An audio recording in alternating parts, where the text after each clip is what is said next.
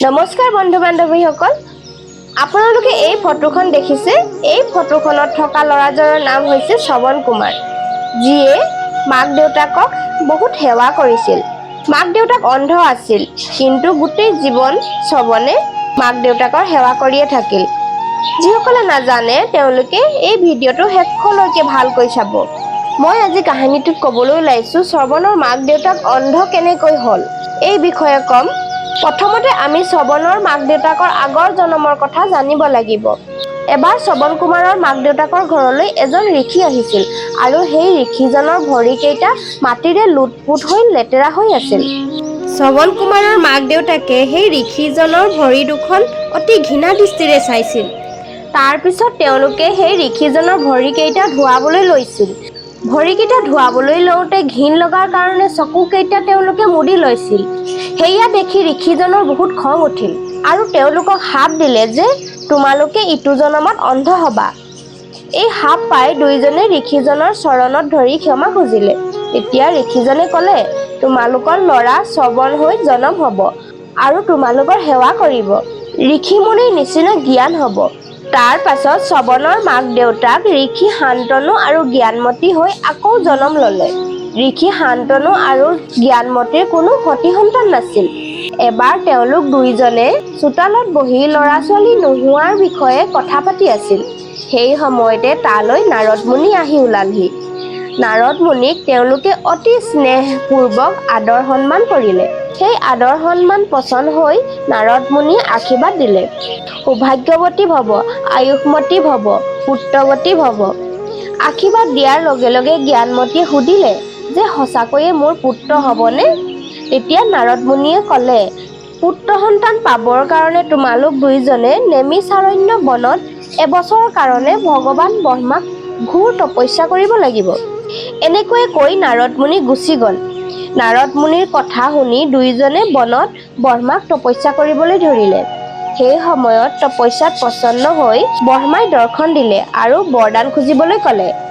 ঋষিৰ চকুৱে চকুপানী ওলাল আৰু ব্ৰহ্মাক ক'লে, হে প্ৰভু, মোক পুত্ৰ সন্তান হোৱাৰ বৰদান দিয়া। ব্ৰহ্মাই পুত্ৰ হোৱাৰ বৰদান দিলে, কিন্তু লগতে ক'লে, তোমাৰ পুত্ৰ সন্তান হ'ব, কিন্তু সন্তান জন্ম হোৱাৰ লগে লগে তোমালোক দুইজন অন্ধ হৈ পৰিবা। তেতিয়া ঋষি শান্তনুৱে ক'লে, হে প্ৰভু, মোৰ দৃষ্টি গুচি গ'লেও একো নাই, কিন্তু মোক কোনেও যাতে নপুংসক বুলি নকয়। তাৰ পাছত ব্ৰহ্মাই বৰদান দিলে। আকৌ এবাৰ ত্ৰেতা যুগত অযোধ্যাৰ নগৰত শ্ৰৱণৰ মাক দেউতাকে জনম ল'লে। শ্ৰৱণৰ দেউতাক এজন গাঁৱৰ মুখীয়া আছিল। মানুহক সুদলৈ পইচা দিছিল। ঘৰত এখন দোকান আছিল। তেওঁৰ ঘৰলৈ কাম বন কৰিবলৈ এগৰাকী মহিলা আহিছিল। সেই গাঁৱৰ মুখীয়াজন অৰ্থাৎ শ্ৰৱণৰ দেউতাকে সেই ঘৰলৈ কাম কৰিবলৈ অহা মানুহজনীক খুব চাই আছিল আৰু সেই মানুহজনীও মুখীয়াজনক চাই আছিল। চাওঁতে চাওঁতে দুইজনৰ মাজত প্ৰেম হ'বলৈ ধৰিলে আৰু দুইজনে একেলগে থাকিবলৈ ধৰিলে। তাৰ পাছত সেই ঘৰত কাম কৰা মানুহজনীৰ গিৰিয়েকে গম পালে যে তেওঁৰ পত্নী বেলেগ এজন মানুহৰ লগত থাকে। এই কথা গম পোৱাৰ পাছত সেই কাম কৰা মানুহজনীৰ গিৰিয়েকে অযোধ্যাৰ ৰজাৰ ওচৰলৈ গৈ ওলালগৈ। সেই সময়ত অযোধ্যাৰ ৰজা আছিল ভগৱান ৰামৰ ককা অৰ্থাৎ ৰজা দশৰথৰ পিতা। এই কথা ৰজাৰ ওচৰ পালেগৈ। ৰজাই সেই মুখীয়াজনক আৰু তেওঁৰ ঘৰত কাম কৰা মানুহজনীক মাতিলে। ৰজাই দুইজনক তেওঁলোকৰ সম্বন্ধৰ কথা সুধিলে। দুইজনে সকলো কথা ৰজাক ক'লে। সকলো কথা শুনাৰ পাছত ৰজাই দণ্ড দিলে। ৰজাই ক'লে, এই দুইজনৰ ভুল এইটোৱে হ'ল যে ইজনে আনজনক চাইছিল। সেইকাৰণে ইহঁতৰ দুইটাৰে চকুকেইটা উঘালি দিব লাগে।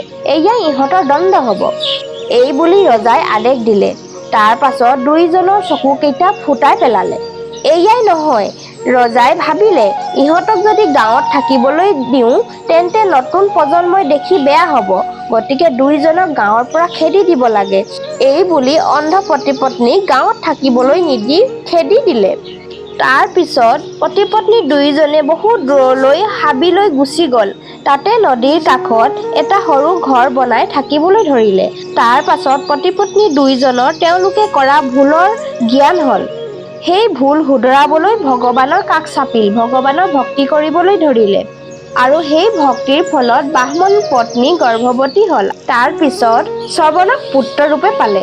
তাৰ পিছত শ্ৰৱণে মাক দেউতাকক বহুত সেৱা শুশ্ৰূষা কৰিলে আৰু এনেকৈয়ে টুকুৰিত ভৰাই সকলো ধৰ্মস্থানলৈ লৈ যাবলৈ ধৰিছিল। খোৱা বোৱা সকলো কাম শ্ৰৱণে কৰিছিল। এদিন ৰজা দশৰথে চিকাৰ কৰিবলৈ আহিছিল, কিন্তু ভুলতে সেই শ্ৰৱণক ৰজা দশৰথে হৰিণা বুলি ভাবি মাৰি পেলালে। তাৰ পিছত সেই শ্ৰৱণৰ মাক দেউতাকে ৰজা দশৰথক শাপ দিলে যে আমি যেনেকৈ পুত্ৰৰ দুখত ভুগিছো, তুমিও এদিন পুত্ৰৰ দুখত দুখী হৈ মৰিবা। এই বুলি কৈ শ্ৰৱণৰ মাক দেউতাক মৃত্যু হ'ল। তাৰ পিছত ৰজা দশৰথেও ৰাম যেতিয়া বনবাস গৈছিল, তেতিয়া সেই পুত্ৰৰ দুখতে মৃত্যু হ'ল। এয়াই আছিল মোৰ আজিৰ কাহিনীটো। আপোনালোকৰ যদি ভাল লাগিলে লাইক, শ্বেয়াৰ, ছাবস্ক্ৰাইব কৰিবলৈ নাপাহৰিব। আজিলৈ আহিছোঁ, নমস্কাৰ।